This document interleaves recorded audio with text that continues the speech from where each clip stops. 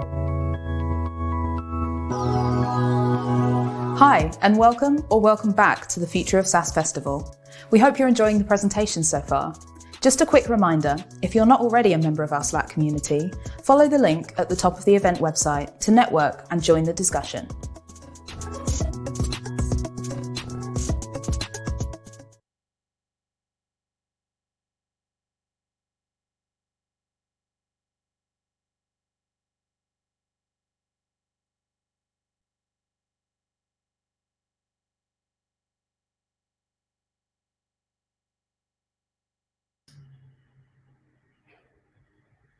Hello. How's everyone doing today?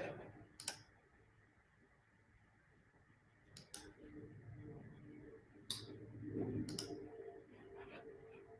think I am going to go ahead and get started. If you have any questions as I'm going through the presentation, please feel free to drop those into the chat. Overall, really excited to be here. Thank you so much for having me. I'm looking forward to sharing my lessons in building strong product teams. And I'd like to start with a story about Jenny Britton Bauer. Now, Jenny grew up in Columbus, Ohio, no stranger to hard work. As a child and as she grew up, she worked in an ice cream shop, and she often took care of her younger brother. And she loved her work, she loved her family. School, not so much. Thus, when she applied to go to college, she was declined. But Jenny wasn't one to accept no for an answer. She wrote an appeal to the Ohio State University explaining why her grades were subpar. And the Ohio State University accepted her appeal, let her in to come study fine art, where Jenny wanted to become a perfumer. Now, one day, Jenny was taking the essential oils from her perfume and started mixing them with ice cream from what she was doing prior in her work. And she started creating these rare, fascinating flavors like cayenne and milk chocolate, lavender and mixed berry. And then one day, in the middle of a portfolio class, Jenny walked out. She left all of her supplies, all of her artwork there, and she rode her bike home to go home and make ice cream. It's what she loved, it's what she wanted to do. Now, shortly thereafter, in 1996, Jenny opened up Scream Ice Cream with one of her good friends. And in this venture, Jenny made on average $638 a month. Not a lot. She spent a lot of time crashing on her friends' couches and occasionally in her own car. And after 4 years, they eventually closed down the business. But while the business struggled, Jenny really saw the potential.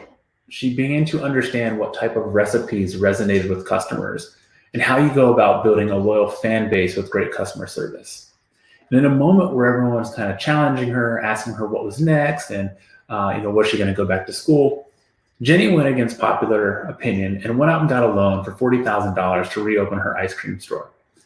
She went back to the North Market where the store was located, and they told her, "No, sorry, Jenny, we're not going to let you back in. Ice cream didn't work here." But Jenny, again, was not one to accept no. She got a job at the market, cleaning stalls and doing odds and ends. And so after a year and a half, they allowed her to reopen her ice cream stall. And that's when Jenny's Splendid Ice Cream was up and running. Now, in being told no, Jenny persists, right? In being questioned, she has stayed strong. And it's in that level of discomfort where she has led. And leadership is discomforting. It's uncomfortable to take risk, to resist that urge to settle. It's uncomfortable to go and ask for help, to show a level of vulnerability. And it's uncomfortable to build something great, to explore the unknown, something we have to do every day on a product team, to go out and understand what our customer needs are and how we can meet that while deriving some level of business value. It's discomforting, but it's where that discomfort exists that leadership is needed. And so few people are willing to go through the discomfort required to lead, yet the scarcity of that makes leadership so valuable. Now, Jenny welcomes discomfort, and it's paid off tremendously. I'm venturing to guess many of you have eaten at Jenny's Splendid Ice Cream. They have over 45 locations, well over 1,000 employees, and they sell north of 10 million scoops of ice cream every single year with revenue well beyond 75 million annually.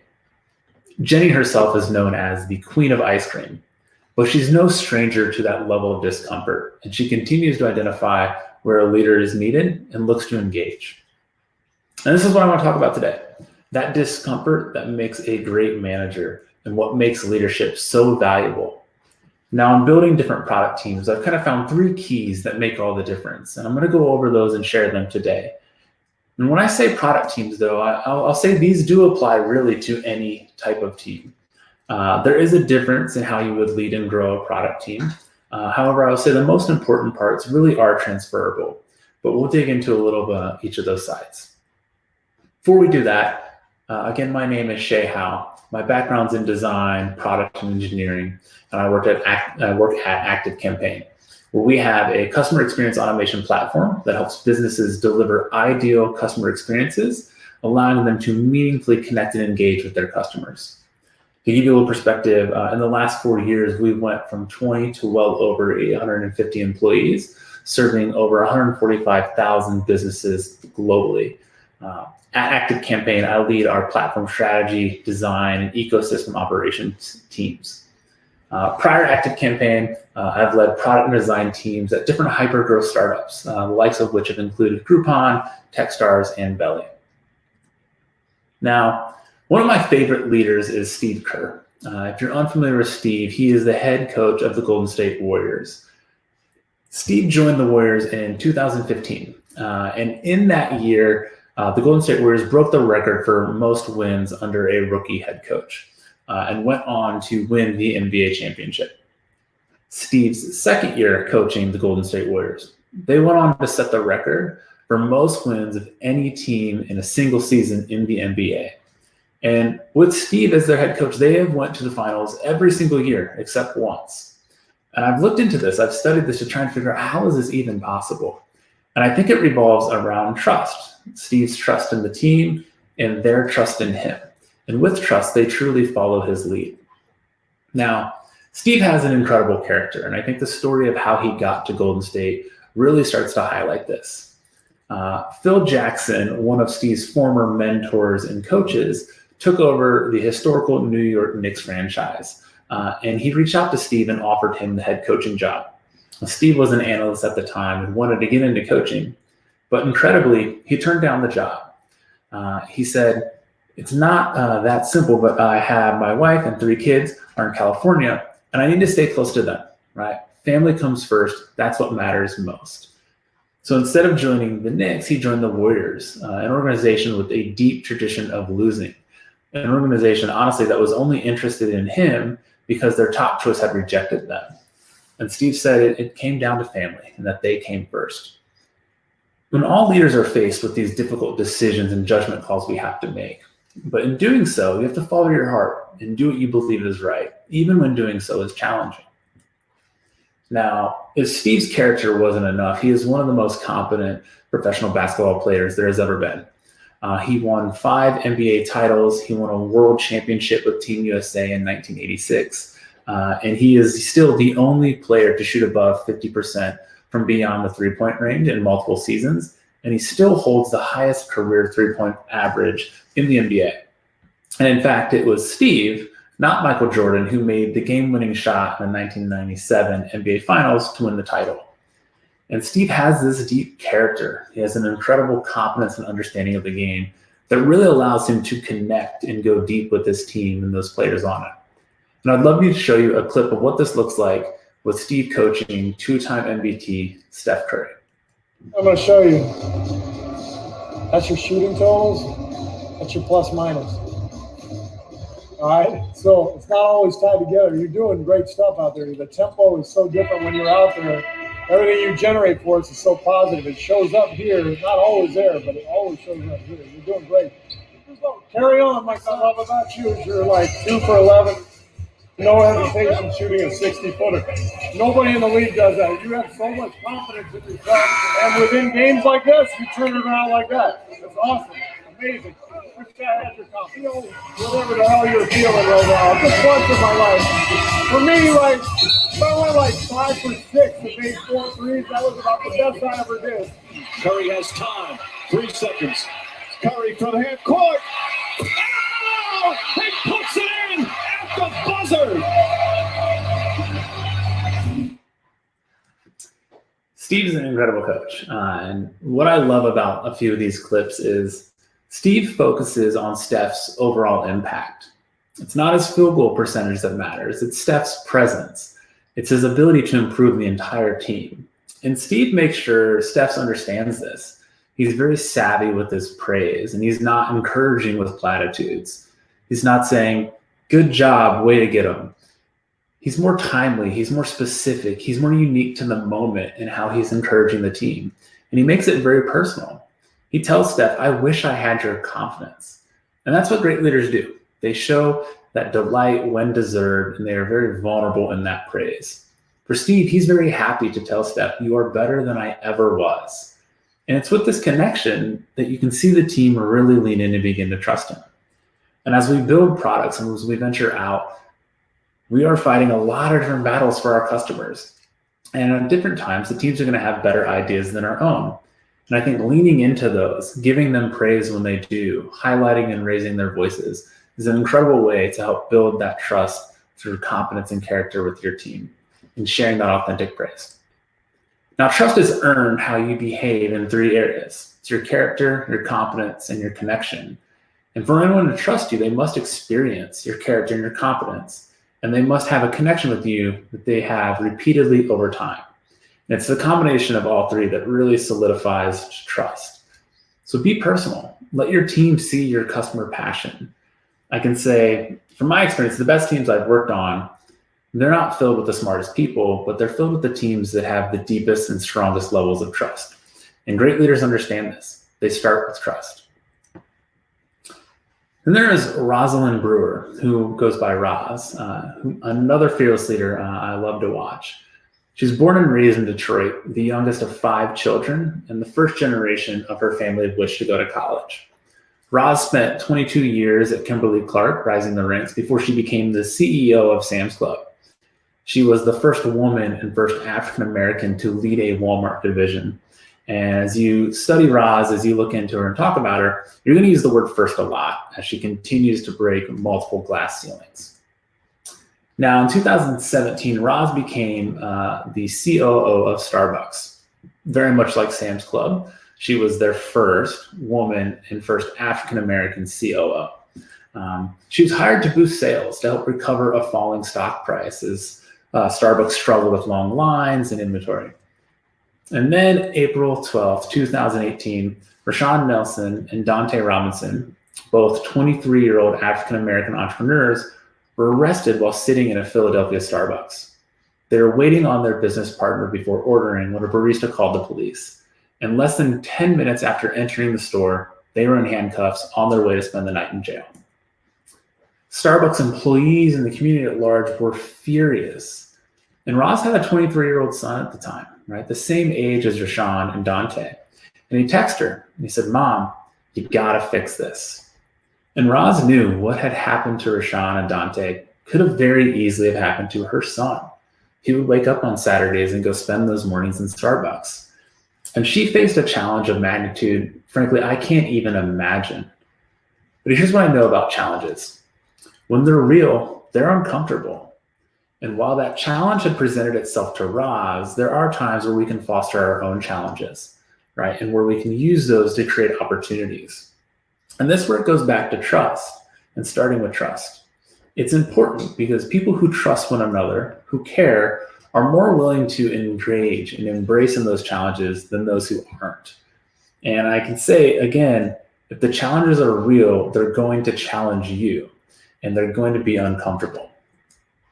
Now, Roz took the challenge head on.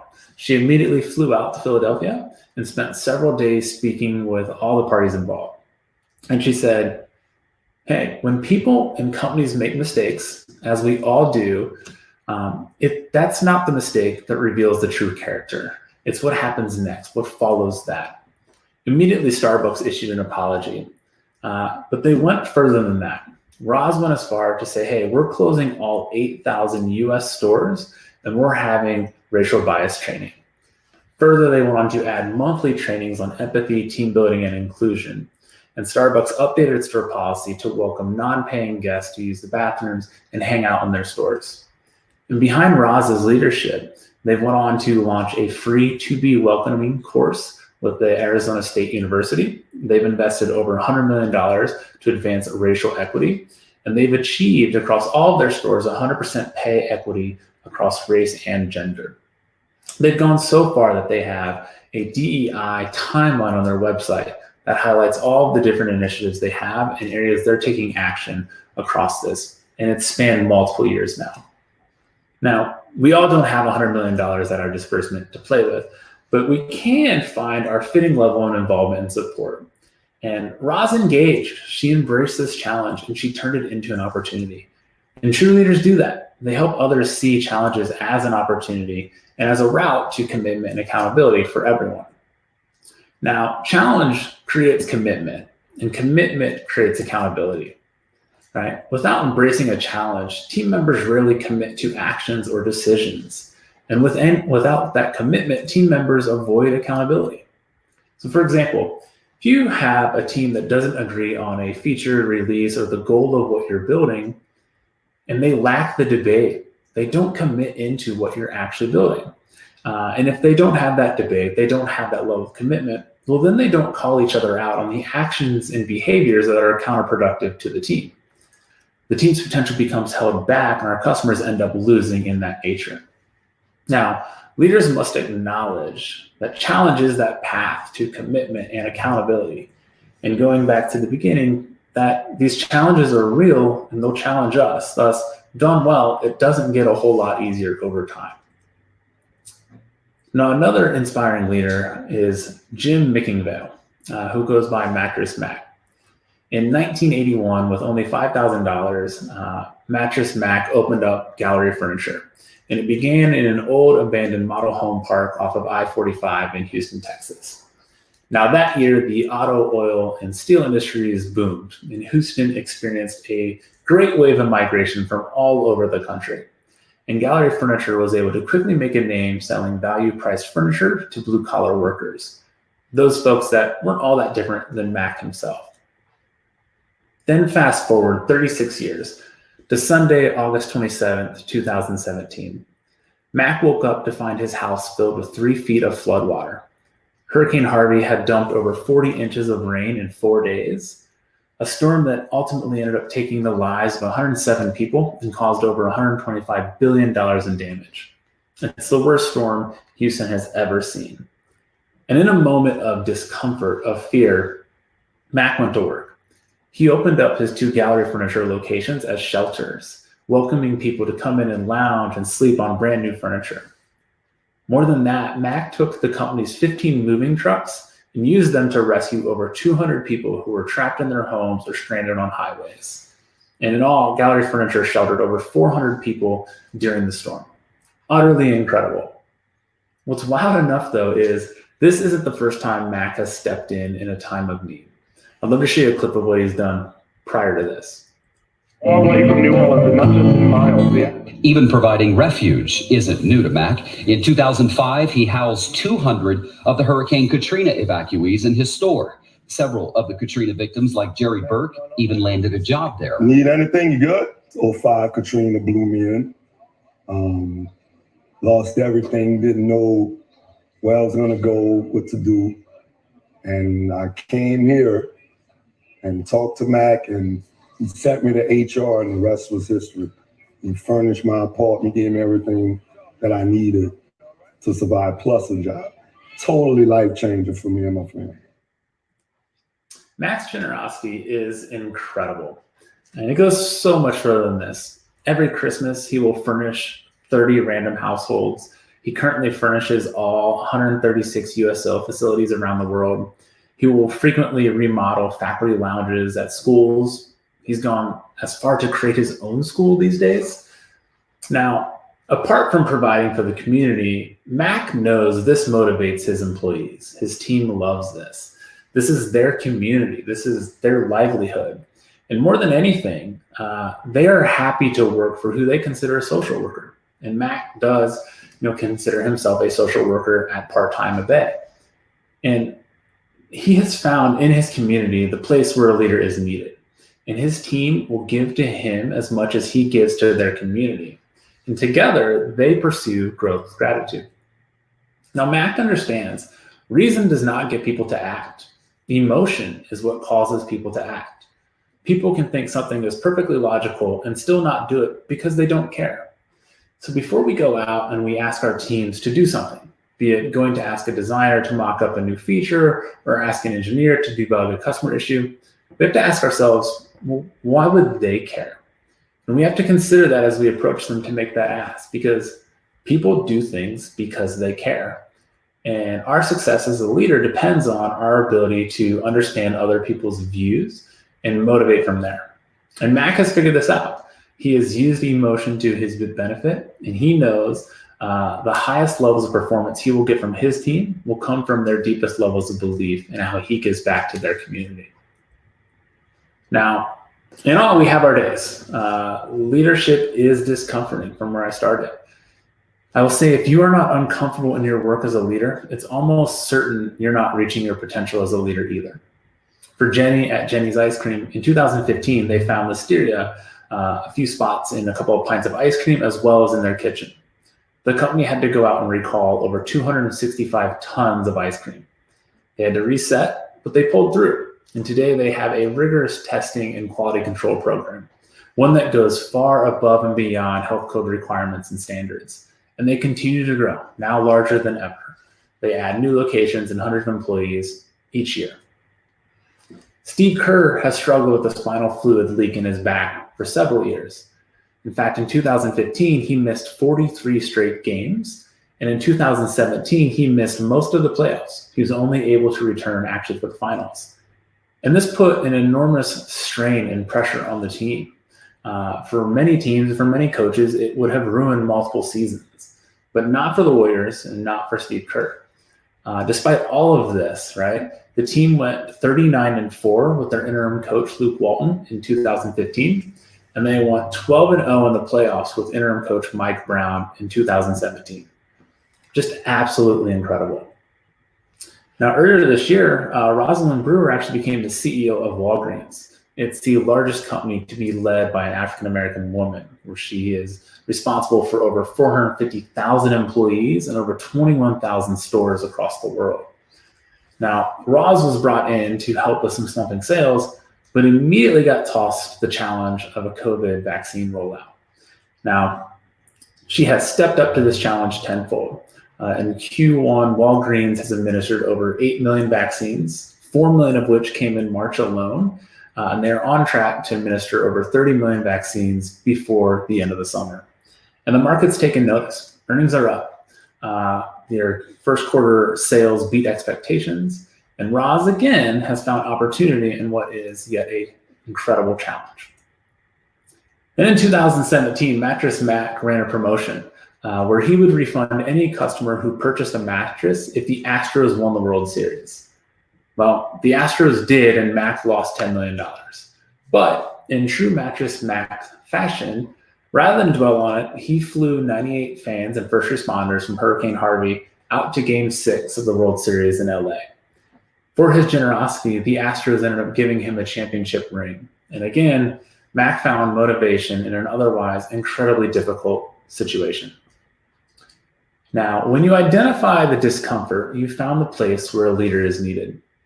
Great leaders have to accept this risk. They have to pay attention to and engage with anything that creates fear. Great leaders don't dictate from on high. They reach out, they listen. The great leaders don't tighten controls, they loosen them, and they work through different levels of discomfort. And in building your product teams, the great leaders ultimately know that the real power of leadership has nothing to do with technology or with your position. It has everything to do with your team and with the people involved. That is what I wanted to share today. Thank you so much for joining. I love discussing leadership, product development, customer experience. And I believe we have some time for questions, so I'm happy to continue the conversation here, as well as be it on LinkedIn, Twitter, or elsewhere. Wonderful. Thanks so much for that presentation. It was really inspiring to hear all those stories. So we do have a couple of questions from the audience. And the first one is from Jackie, who says, love this inspiring presentation. When hiring for your product team, what's the one trait you value the most? Is it to do with attitude, skills, or experience? Jackie, this is an incredible question. I believe very few things are binary, but I will tell you what I like kind of hone in on what I look for. and that is passion and persistence.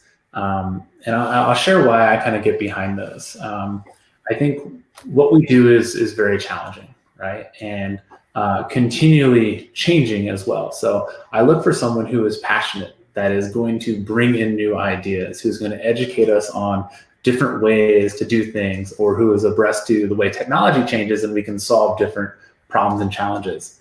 I want that passion on the team. I also add persistence because we fail, right? It's a natural course of how we work. So I want someone who, upon that failure, takes it as a learning, understands what worked, what didn't work, and gets right back into the game. Take passion, persistence above raw skill nearly every day. That's fantastic. Thank you so much for that. So Patrick has asked, when building product teams, how do you balance the need for a creative and spontaneous environment with the need for some standard process and consistency? I'm sure this is a big one. Well, Patrick, you reach out. We can find some time to chat. I would have a lot of questions on this. I think largely that depends on the problem you're trying to solve. Right? Is this a mature product you're growing and scaling? You already have that product market fit and you're looking at ways to operationalize it. I think that's where I'm going a bit deeper into what is that standard process? Where are we focusing on the consistency end? If we're building a new product and we're not exactly sure where that vision is going to go or how it will evolve, I'm probably digging a bit deeper into that creative and spontaneity of how do we evolve and just run a few plays to see what resonates with the market. But again, Patrick, I might not be answering that wholeheartedly, so please reach out and we can chat about your experience and where that sits. Perfect. Thank you so much. So you can actually connect with Shay. He's got his LinkedIn just up there.